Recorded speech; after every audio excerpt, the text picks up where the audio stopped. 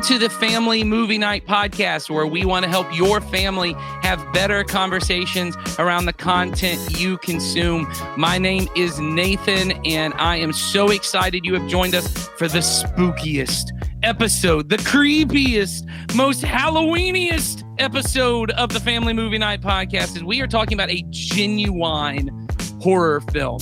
We have kind of eased our way into this in the past. We watched A Quiet Place, which is kind of thrillery with a little bit of horror elements. We've been talking about some Halloween movies, but today we decided let's just jump right into a scary, supernatural type horror movie with the 2016 film Before I Wake. But I am joined, as always, by my wonderful co-host, the hero of our podcast, making butterflies with his mind, Donnie Dorsey. How you doing today? Good morning. What hero are you?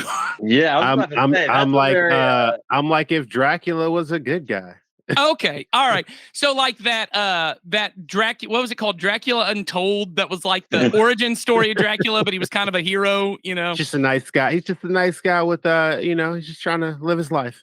If you've seen the latest episode of She-Hulk, the rumors on the internet are that we have seen Blade's son, that he was in the latest episode. So very exciting. He was a vampire character for those who are interested in such things, because Blade apparently is going to take place in the 80s. So, okay. Since nobody's interested in that, let's go on to the villain of our podcast, the genuine. Who definitely is interested in that, by the way. Okay, I just want to say Well, I was going to say, it was a good segue to the blood-sucking, cold-hearted, undead member of our podcast, Yeah. Sawyer Hewlett. How are you doing this morning?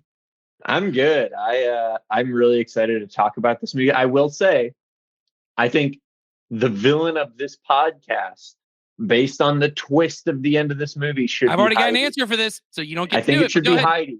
I think Heidi should be the villain of this podcast for today. Totally. Okay.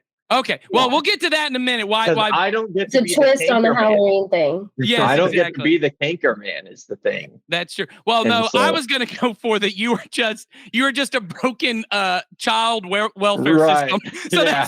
that's what you are, which in reality is a real problem. But Yeah. let's go ahead and talk to the mom of our podcast, calling in sick. I'm just saying, she showed up not feeling good. Heidi Cooper, I appreciate you're here on the podcast, not only not feeling well, but not having watched the correct movie.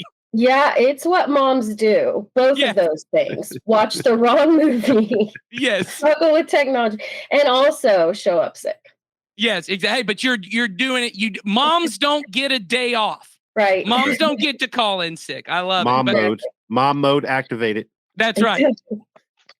All right. Well, hey, have you guys seen? I thought about this morning. We'll talk about this a little bit later. But Heidi did watch the incorrect movie. We watched a movie, as I've already said, called Before I Wake. She watched a movie called While We Sleep, which is almost the same. It's like that. I think it's an SNL sketch that's like the mom celebrity translator, where the mom is like trying to say what the name of it, like it's like Ryan Gosling, and she's like Duck Bill Platypus, and they put it in. It's like Ryan Gosling.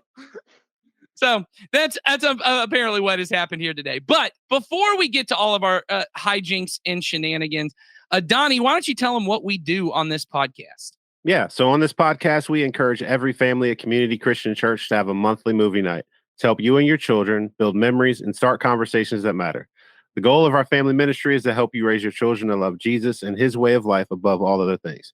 And we know that critical to that is for you to have routine, regular times of connection, and shared experiences that'll help you build stronger relationships. Yeah, and movie nights are great opportunities to do that, because movies are not just an easy way to share laughter and joy, and in today's case, fear and sadness in this safe environment, but they also give us chances to talk about what matters most to us in ways that are meaningful and memorable with your children. And on this podcast, we want to not only recommend some movies you could watch on your monthly movie night, but give you some ideas of meaningful conversations you can have with your kids during or after the movie.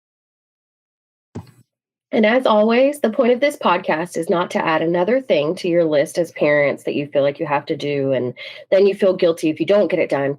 We just want to make it easier for you and your kids to enjoy being together and have conversations that matter. So throughout today, we're going to talk about fun and easy ways to help you think through ways to share your love of Jesus with your kids.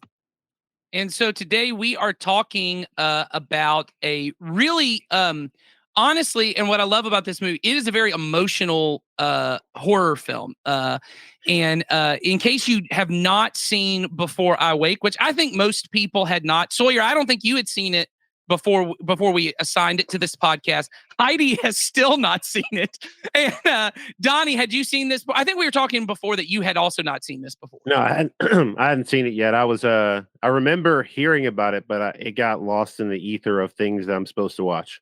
Yes, this is technically a Netflix original, but it's not one that Netflix produced. It is one that they purchased. I believe it was part of their deal with the director of this movie, who many people have seen this work by him. The Haunting of Hill House, the TV show that is on Netflix, as well as The Haunting of Bly Manor and Midnight Mass, which are all horror TV series that director Mike Flanagan produced. This was a movie he had actually directed before his deal with Netflix. And if I'm remembering it correctly, I think part of his deal was that Netflix would release this movie because no one wanted to release it, which is a little shocking to me because I think this movie's pretty darn good. And we're going to talk about that. But in case you don't know what it's about, it is about foster parents, Mark and Jesse, who welcome 8-year-old Cody into their home. The boy tells Jesse that he's terrified to fall asleep, but she assumes it's just a natural fear for any young child. And I'll just say, as a foster parent myself, it is incredibly normal for foster children. The couple become startled when their dead biological son, who they are still grieving, suddenly appears in their living room as part of Cody's dreams. To their surprise, Cody's dreams can magically become real, but so can his nightmares as he is being pursued by an evil monster entity known as the Cankerman. Mark and Jesse must now uncover the truth behind Cody's mysterious ability before his imagination harms them all.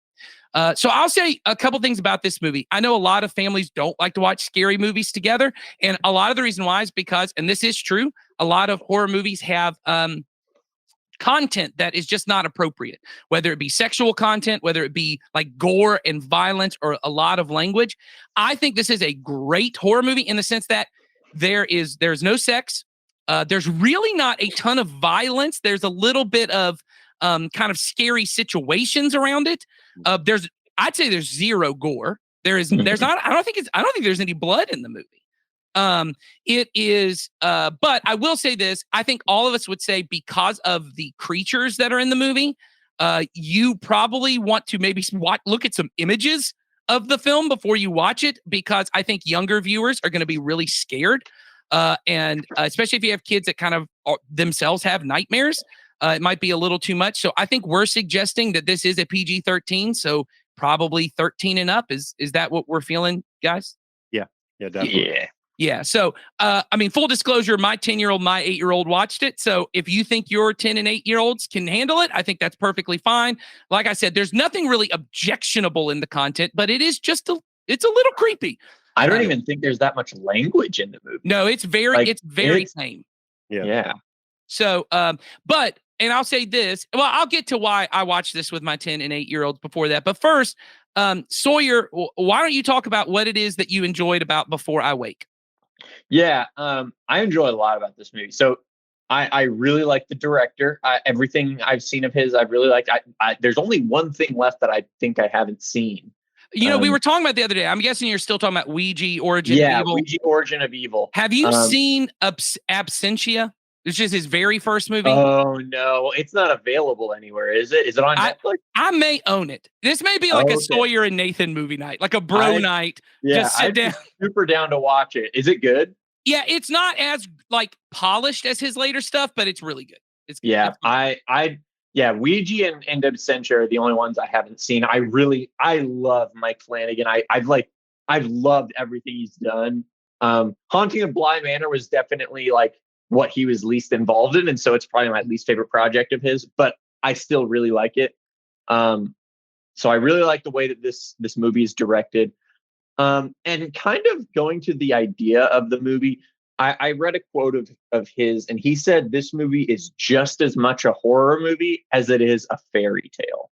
And I would 100% agree. I really agreed with that, because this movie is really sweet, is the thing, which you can't say about that many horror movies. And Mike Flanagan. But I think you can say about most of Mike Flanagan. Exactly. Yeah. Most of his projects are really wholesome, honestly, and really besides all the violence and death. Besides all the violence, I mean, goodness, the main kid in this movie, Jacob Tremblay, is in another movie of his, Dr. Sleep, for literally 2 scenes. One of them is him being violently killed, is the thing, and like it's the most disturbing part in the movie. And so like he's not afraid to do violence, but he's also like, his stories are just very, very I don't know, emotive. That's the best way that I can. They get to the pathos and stuff like that. They tug at the heartstrings. I love the story of this movie. The twist is so good because it's kind of sweet, but also still kind of creepy. The villain of the movie is great. Creepy, but great. I'm trying to think if there's anything like I don't like about this movie. I don't think the dad's wig is kind of weird looking. I will say this. I don't know if it's a wig. I think the hair choice is strange. It's Thomas Jane. And I kept saying, I think his hair is long to show us that like he's in grief and he's not taking care of himself. It's a weird choice. It is. The hair is a problem for me, but don't worry. Spoiler alert. You don't have to deal with him that long. So yeah, he is not in the entire movie for reasons. But let's go to Donnie Dorsey. Donnie, what did you really enjoy about this movie? I mean, kind of like going off what y'all was saying is that I think it's just done really well. Like the way that it tells the story. There were parts where, I was like, okay, I feel like there's something I'm missing, and then it would show up and like the information would be kind of given to you. But like overall, like I mean, it did what it was supposed to do. Like it was had the horror, all the right horror elements and thriller elements that make you want to watch and enjoy the movie. So I mean, I thought he did a really good job. The actors that he chose were good, and I like the fact of how they chose to make the villain. Like I think it was very clever to utilize the child's lack of understanding of something, right, to create it. And then, because I think that is kind of a clever way of showing how sometimes the way kids view things is just because of their perspective and they don't understand it the way they should or could until an adult kind of breaks it down for them. Well, and I think so. We're going to spoil this movie as we do every movie because I think it's important. The whole point of this podcast is for you to be able to have conversations, and for you to understand the ending is really important for this. So the villain is referred to as the Canker Man, which is this shadowy, like humanoid type figure. It is bald. It is very kind of thin, and it is consuming and devouring humans in the real world. And what you find out at the end of the movie is that Cody, the 8-year-old who can manifest the dreams, his mother died of cancer when he was 2. And the way that his brain at 2 heard the word cancer was canker. And so what he started to kind of say to people was, the canker ate my mom. The canker ate my mom. And so in his mind, there is this creature that is the Canker Man that eats people that are close to him. Mm-hmm. And it becomes this way to really talk about fear and nightmares and the kind of things that are around us as really the embodiment or the manifestation of things that happen to us. And I would say that's what I love most about, and I will say this, Mike Flanagan, I think he's already directed 2 movies that are Stephen King adaptations. He is very much a Stephen King disciple of sorts. And I think it's what Stephen King does well. I think it's what Mike Flanagan does. Both of them are grew up Catholic, and they have this kind of understanding of the world that the spiritual, or what we might call the supernatural, is kind of right behind the physical, and that somehow the bad things that happen to us, or the danger, the kind of difficult emotions that we deal with, they become doorways for these spiritual things, these supernatural things to attack us.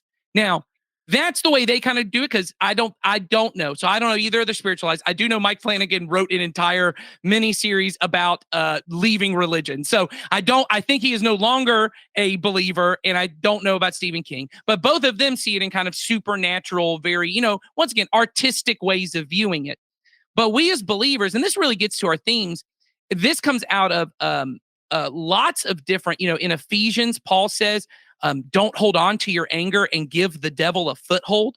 That these kind of emotions, these difficult emotions, fear, hurt, sadness, things like grief and trauma, things like anger, right?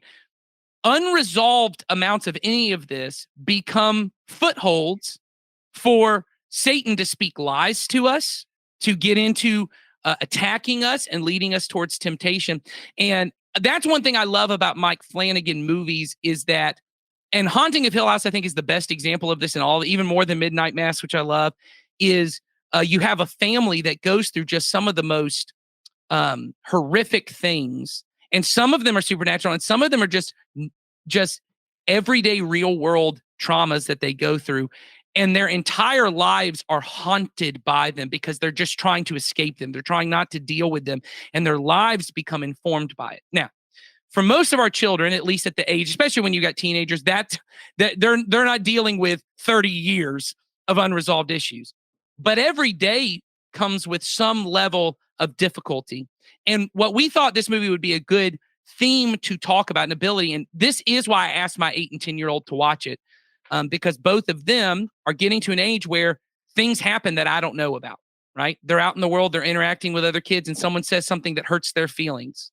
Or something happens with their sisters and they get angry about it. Or something happens because for my children, they spent a lot of their early life away from us. And there are things in their past that, like the character in this movie, they don't even remember them. And I said to them, but your body does. Like, your body remembers being afraid. Your body remembers these things. And being able to say to them, hey, you need to guard your heart. And the way you guard your heart, Proverbs says that, guard your heart. It's the wellspring of life. It means everything in your life comes from what's stored up in your heart. If what's stored up in your heart is bitterness or hurt or frustration or fear, those things will come out in ways you never expect. And in this movie, they come out through a demon monster that is going to eat you. That's not what's going to happen. Well, do we want to talk about the twist? We already did talk about the twist. The Cankerman. The Cankerman is actually a mama. His mom. Didn't I say that? I don't think so. No. I didn't say that. Gotcha. You got really close to saying it. Like, did I miss that? I'm going to spoil the movie for you, and then you did. Yeah, I didn't spoil the movie. Yeah. Your brain was like, I will not spoil this movie. The Cankerman is just Cody's mom trying to keep spending time with him. Yep. And it's so sweet. Well, I do want to be clear. I don't think that is what the twist is. And I don't want to get into this too much. I don't think it is his mom, because the Cankerman turns into him. It is It is him it is him. And this gets into another thing that we don't have time to deal with here. It is him protecting himself from being hurt again. It is him creating this. What was scariest to him was this cancer. But he is because what I expected was, when the mom comes and hugs the Cankerman, I expected it to turn into the mom, but it turns into the little boy.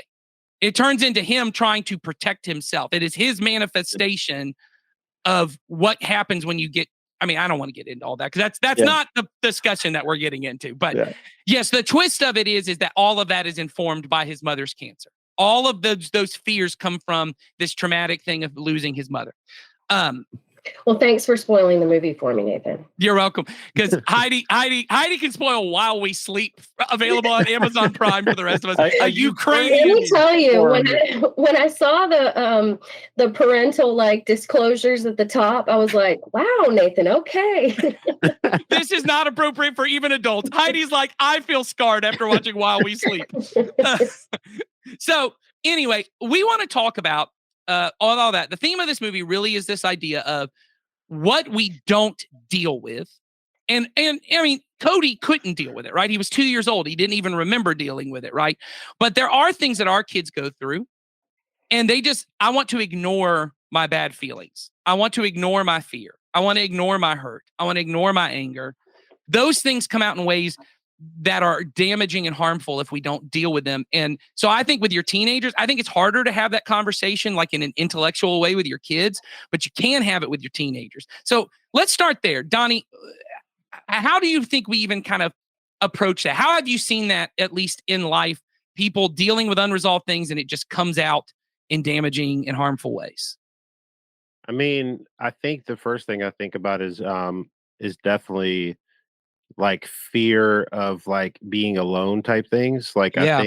I think those are big things where a lot of times people will enter into like unhealthy relationships for the fear of Yes. not having someone to support them, because maybe when they were growing up they didn't have much of a support system, so they will get into very unhealthy relationships and it'll kind of manifest into that. That's the first thing that I thought of, like, as an example. Or it's not even like a thing in your past, because some people, that's just their personality. Their personality is, I need to always like have a person. Like you Mhm. grew up in a very healthy and very, happy home, but and I saw this with a lot of teenagers. There were certain ones, they grew up in environments, and mom and dad are in the picture and everyone's happy, but because of just their personality, they're like, I always need to have a person with me. And so you're right. Yeah. The teenagers I've always got to have a boyfriend. I always got to have a girlfriend. I always got to have, whatever. I've always got to have an activity to keep me busy. And what I knew, and I used to have conversations with teenagers, this is, you're keeping yourself busy because you're trying to avoid something. Like if you can't have a weekend where you're just at home, that like, you don't have to be a homebody, but if you can't have a night where you're just at home by yourself, you may be trying to avoid something. There may be something the silence brings out of you that you don't want to deal with. I agree. Anybody else, things that you think of when we think of just, hey, I'm not dealing with this emotion, and because that it comes out in some kind of unhealthy way? Yeah, I think anger is one that comes out Yeah. a lot. Like I see it with me. I'm not really somebody who like generally would like speak up or whatever. Like if somebody yelled at me in like a grocery store line, I'd be like, sorry, like just keep going. Have you seen those TikToks of the guy who's like, he's the guy who's all like, someone comes in and starts yelling, they're like, you're such an idiot. You're such an idiot. And he's like, okay. Yeah. And that's what I thought he said. I thought he's just like, okay, yeah, I am. Yeah, I'm like, sorry, you're probably right, But yeah, I think that for me, it usually like will build. And then so many of those little incidences happen. And then I'll like, yell about something stupid or make a big deal, and what actually happens is that I'm feeling kind of, ignored or overlooked or something by all these other circumstances, and it usually will come out on my family, and Yeah. so that I think that's not really like a me exclusive thing. I think we kind of all No. tend to take it out on the people that we're closest to and we spend the most time with and things like that. And so, yeah, I think anger is one of them. And, your dad talked a while ago and has since, but about anger being a secondary emotion. And I think Right. that, so often is kind of a good way to like, just go Yeah, ahead it's and coming from target- something else. Go Yeah. ahead and target that. Yeah. So that's helped me a lot. Well, and I think to your point, so I have one daughter that is very much in that. She is, for people who care to know, is an Enneagram 9. And for her, what that means is she's a peacemaker.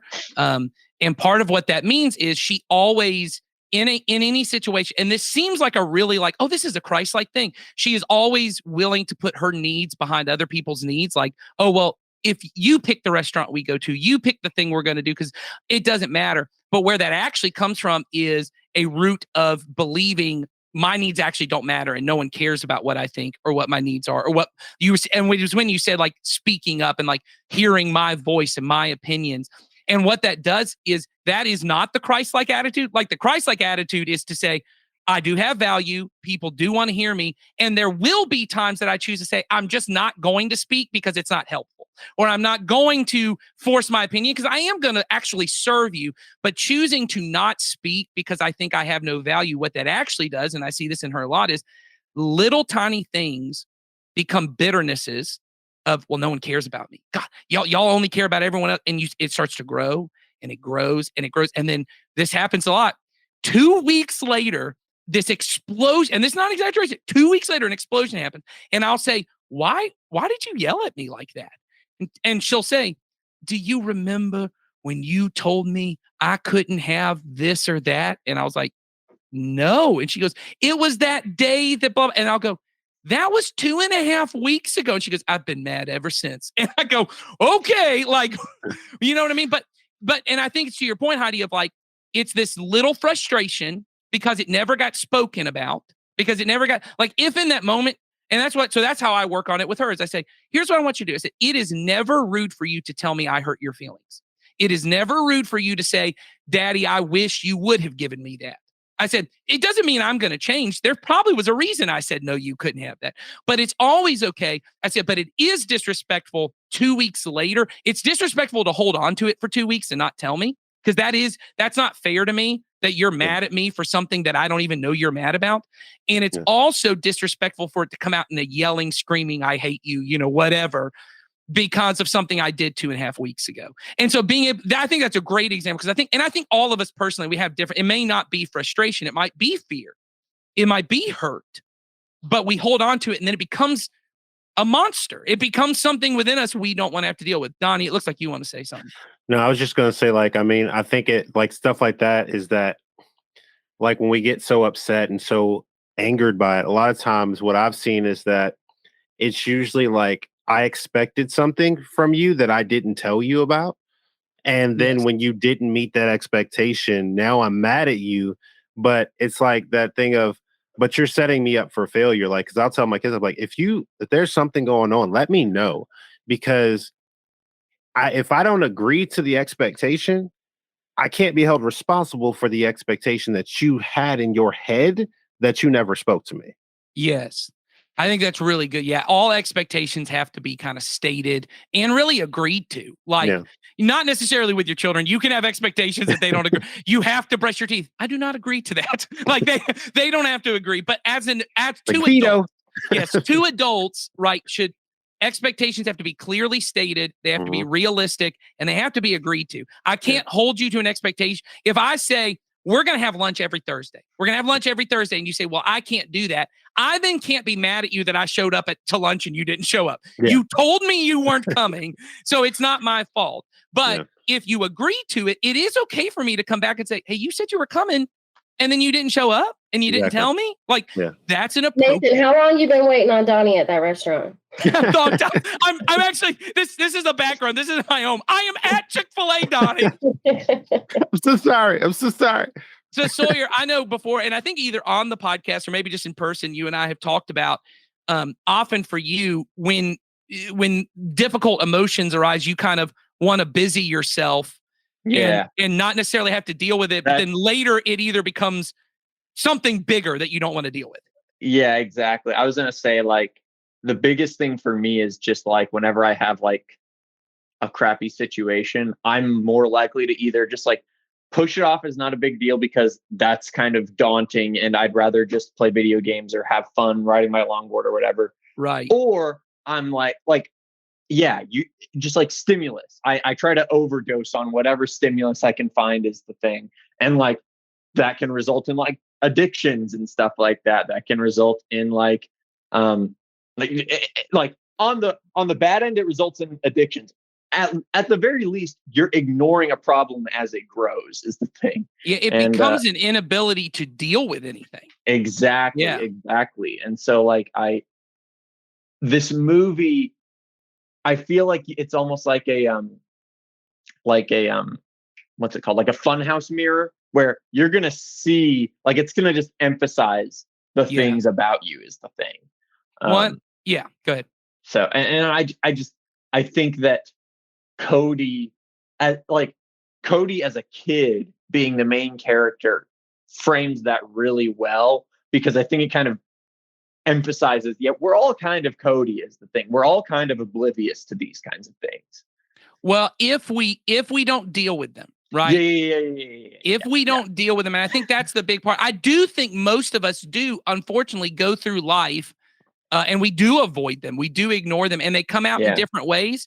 And so what some of us do, and I'll say this, because here's what I say is, I don't want to just focus on avoiding them, because I have my daughters kind of fit all the spectrum of all of these things. And I do, me and my wife do too. I'm not just picking on them. We all do.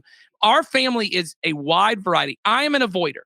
If it doesn't help me accomplish things, I'm just not going to deal with it. We were talking about that. I talked about that last night with my wife a few years ago. And a couple of us here, we had a friend, a close friend who passed away in a very kind of tragic way.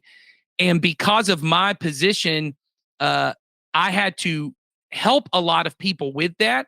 And it took years for me to ever actually address the fact that I was sad about it. I was grief-stricken, deal with my grief, because my personality is, if I have a job to accomplish, I can't deal with my emotions. My emotions can go in a little, I don't like suppress them. They just go in a little box. I'll put them on the shelf and I'll come back to them.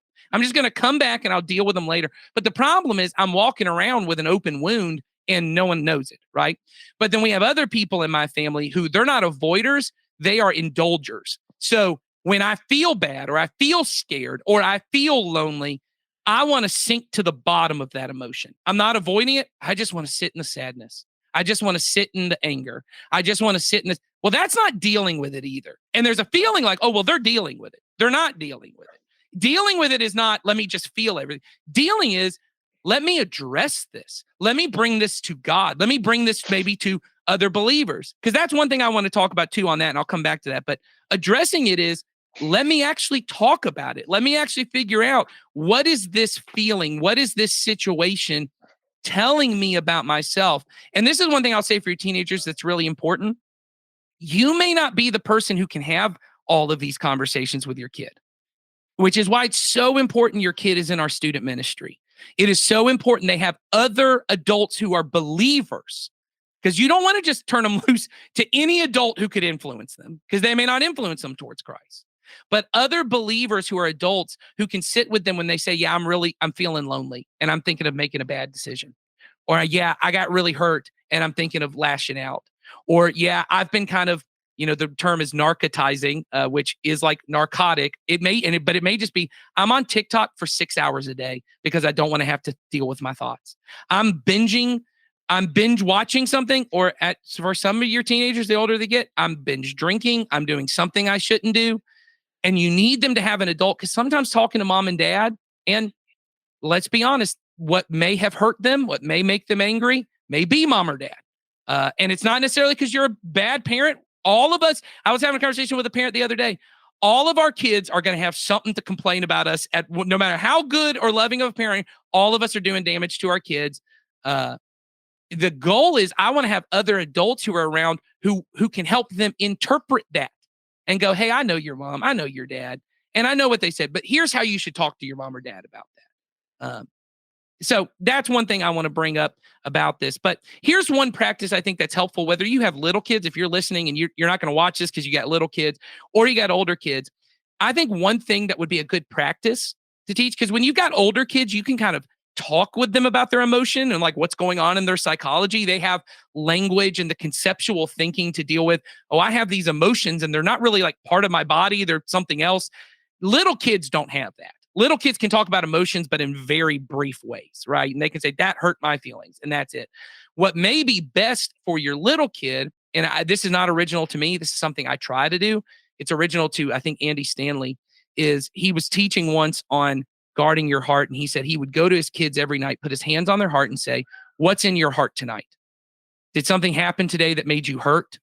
Did something happen today that maybe you feel guilty about? Because we haven't said that. But guilt and shame are also things that get stored up in our heart that come out in damaging ways. And maybe I continue in sinful addiction, or maybe I start trying to earn people's love to make up for the bad thing I did, which also isn't helpful, right? So he would say, what's in your heart? Are you afraid of something? You're this. And just for little kids, for them just to acknowledge it. Because sometimes with your little kid, the moment they say it, they feel lighter because now mommy and daddy know it. Mommy and daddy just know. But with your teenager, you might have to just have a regular time where you say almost like a weekly check-in, because daily may be too much for them. But hey, can we just have time to mom, you and mom go out for, ice cream, or you and mom go out for coffee, or you and dad kind of go to a ball game or something. And you make it part of your routine of, can you just tell me one thing that's going on in your life right now, which sometimes is like pulling teeth with your teenager. But if you can make it a routine, whether they ever speak about it every time you go, they now have an open door to talk about those things. Does anyone else have suggestions on ways that we can help our kids making safe spaces for our kids? Because with little kids, you kind of have to force the conversation. But with teenagers, it's a different thing. Heidi, you've raised a teenage boy who I'm sure did not want to tell you everything going on in his life. So how did you try to create spaces, or maybe you wish you had created spaces to make this happen?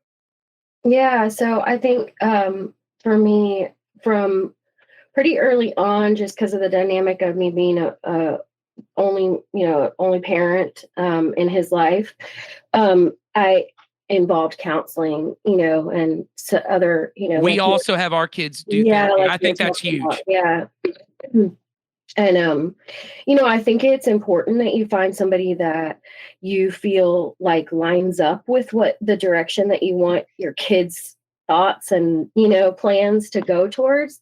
But yeah, and I think also car rides.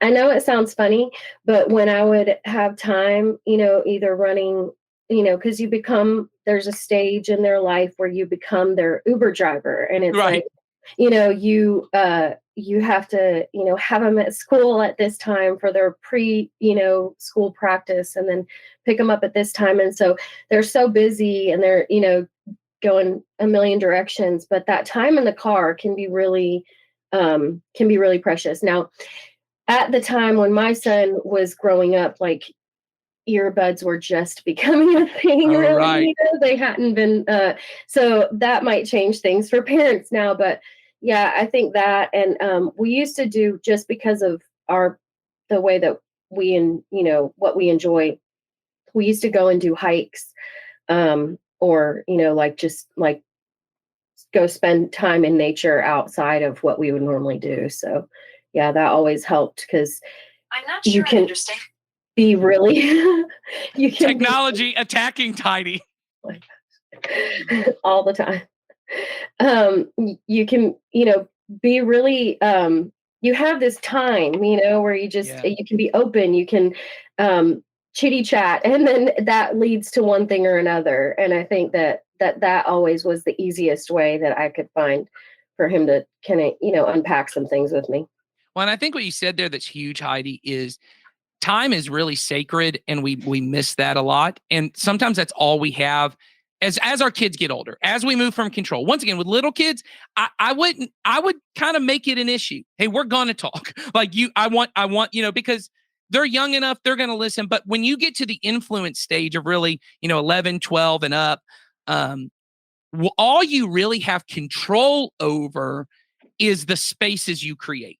Right? The time. Hey, I do have control over their schedule to some degree. I do have control over the home environment. And the thing you mentioned about earbuds, I think is huge. I remember listening to a speaker, I think his name is Andy Crouch, and he talked a lot about technology use in the homes as families. And he talked about how in his family, no one's allowed to have earbuds in the car. So when we ride, we have we are the only family that still purchases iPods. He said, we have an iPod, we load it up with music, and different people get to control it. And he said, but when he has 4 kids like I do, he goes, no teenagers can agree on the songs. So most of the time what happens is we ride in the car with nothing, and then we end up talking. And he goes, most families can't really imagine that, because there is no structure. There is no space that is created. Because yes, every day you're not going to have a great conversation. But if you allow the space, some days things come out. And I agree. Time in the car with your teenager is just massive. It's huge. Or creating space to go hiking. Because the thing about that with driving is that like I said, there's this period of time where you act as like their chauffeur. Yes. And then right as soon as that period of time is over, like I feel like it's so critical to like get it right and not just be complaining the whole time. Like I Yes. hated those early morning football practices. Those were the worst. He had to be at the school at 5:45. But yeah, I just need to throw that out there. Everybody feels sorry for me, 5:45. But I think like he got his driver's license, and then it was just like Yes. that little element of control that I still had was gone, and now Yes. it's all up to him. Well, and I think that's the part that we miss as parents sometimes is when it shifts to now all I'm doing is driving my kid. See that as an opportunity, right? See everything, even difficult things, as opportunities. How can I leverage this time for the sake of teaching my kid to love Jesus? And I think totally, yeah. And you can't, which is something that I got wrong a lot. You can't be stuck on like what you don't have. Yeah, that's right. You're not getting. Well, yeah, and I'm not. Yeah, I don't have the relationship I used to have, or I don't have the opportunities that other people have, or whatever. Yeah, you get focused, and I think the thing you said that's huge, and I would agree on this, because of the specific nature of our family. Our kids also do therapy, and even our biological daughter, we have her doing therapy as well, because. And I'll say this: if you've ever had young kids in therapy, nothing is really happening. They're kind of like they're not talking about anything that matters.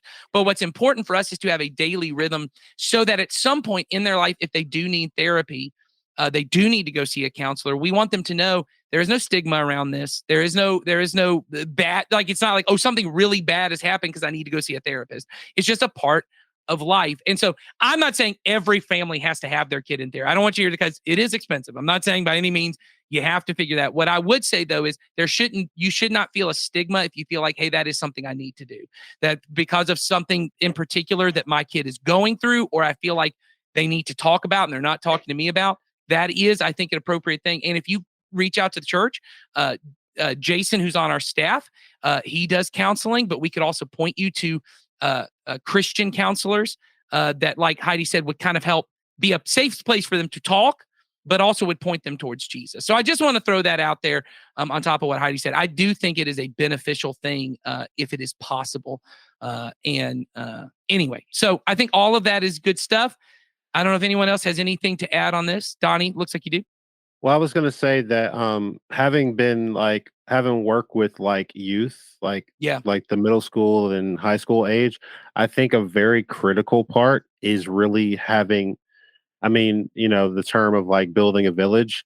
You need to have a village that can help you. Yes. Because I think what I learned was, as part of other parents' villages, is that I was often able to be given information and to be able to appropriately help them. And like you said, like having a safe space where they would go, hey, I'm upset with my mom or dad or something like that. And they may feel very comfortable sharing these things. And I would be able to be there. And then it would help to develop better relationships with their parents, because a lot of times, as parents, we know that at some point we move out of that role of being that person that they go to all the time.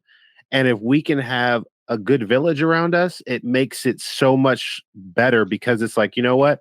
They're not going to talk to me, but I know that there are enough people around them that care about them and want the same things for them that they can talk to. Because I know for a fact, like, if some of the kids that I've worked with and stuff like that hadn't had the extra adults, they wouldn't be where they are now. And like, I've had conversations where someone will be like, that, like, they'll tell me about conversations we had, and I'm like, what? Like, I don't remember that conversation, but they're like, it meant the world to me. And I'm like, oh, like, but for me, I was just trying to be a good listener, so that they didn't feel ignored. And come to find out, it was it might've been a pivotal point, but like, kind of going back to what I was saying, it's like, it's that village. Without that village, we can get to the point where we try to control too much rather than influence. Well, and I think that's a great place to end on, because as a church, just so, and we're really trying to hit this more and more, the best thing that you could do for your kid is, one, that you have a village around you, that you have people that are around you, that your love for Jesus and his church is actual, it is real, and it is seen for them. That your devotion to Jesus as a disciple of Jesus, that matters. But second, that you help them to be in environments, whether it's in children's ministry at, for young kids, or student ministry when you have older kids, that they have adults who are around them that they're pushing your kid towards life with Jesus. Because here's the truth, and I know this feels scary sometimes. It feels like, well, I really want them to figure out their grades, or I really want them to figure out their future, or I really want to figure out their relationship with me. But we as parents have to have this long view of things. Their life is not until they're 18, and their relationship with us is not until they're 18. They're going to live a lot longer than that. We got to be patient. At 18, yeah, maybe things are tough between us. And maybe at 18, they haven't figured everything out. But if I can keep them in love with Jesus and involved in a church where there are other believers, I trust that the Holy Spirit is going to speak through those other believers to say, hey, you need to go talk to your mom or dad, or hey, you got to go have this conversation, or hey, you need to do this differently. So I just want to hit on that. I think what Donnie said is huge. And let's end it there and leave it there, because we hope you guys join us next week. We want to be a part of your village, just a small part that is helping you to raise your kids to love Jesus and his way of life even more. And we'll see you guys next time.